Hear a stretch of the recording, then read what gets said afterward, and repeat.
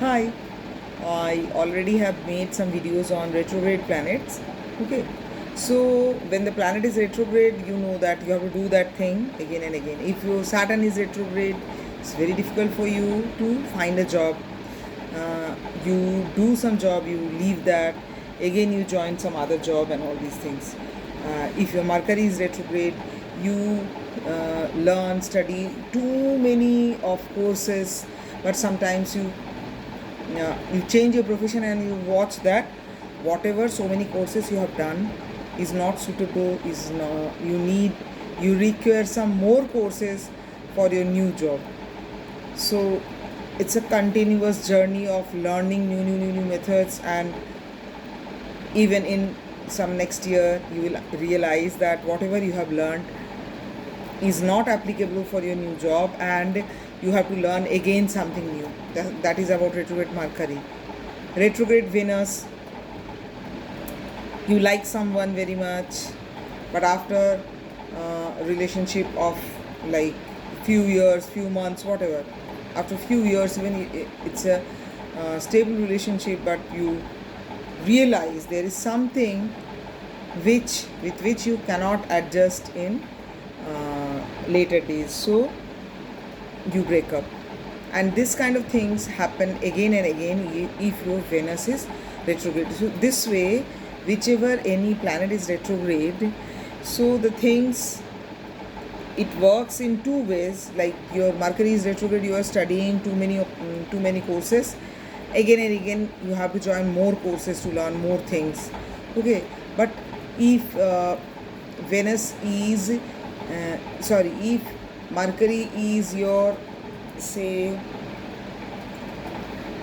11th lord, okay, then it might be possible that you have a best friend, then you change the city, so that best friend is not available to you. You make some other very good friends, and after that, after a few years, that friend goes to some other city, so that friend is not available to you. So as Mercury is education and knowledge and all those things, so retrograde Mercury compel you to study so many things, learn so many things. But if you're 11th lord, then it will compel you to change your method of income. It will compel you to shift from one friend to another friend also. So it works in two way. One is about the planet is karaka for something, and another thing is which house lord it is, or which house it is sitting.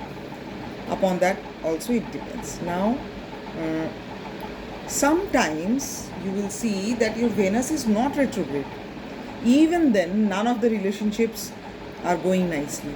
Why? You don't find out any reason, because Venus is not retrograde, your Venus is in a very good position, your Venus is exalted, Swakhetri, etc., etc. But why your love relation is not working, or your Saturn is good, well placed, whatever, but it is not working?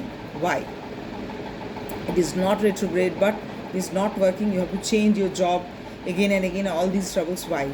Have you watched whether that particular planet is sitting with some other planet which is retrograde?